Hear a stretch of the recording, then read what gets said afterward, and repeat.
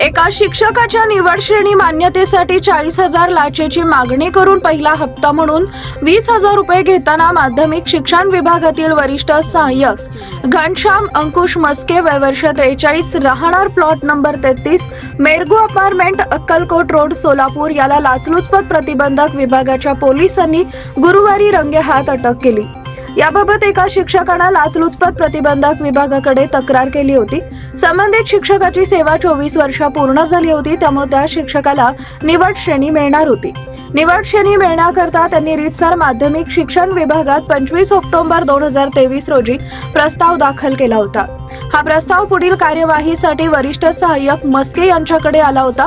प्रस्ताव तपासून वरिष्ठांकडे मान्यतेसाठी पाठवण्यासाठी मस्के यांना 40,000 लाचेची मागणी केली। तडजोडी अंती 32,000 देण्याचं ठरलं। यातील 5,000 रुपये त्यानं पूर्वीच घेतले होते। त्यानंतर पहिला हप्ता म्हणून 20,000 रुपये देण्याचं ठरलं। याबाबत लाचलुचपत प्रतिबंधक विभागाच्या पोलिसांनी 6 फेब्रुवारी रोजी खातरजमा केली। त्यानंतर गुरुवारी माध्यमिक शिक्षण विभागात सापळा लावला।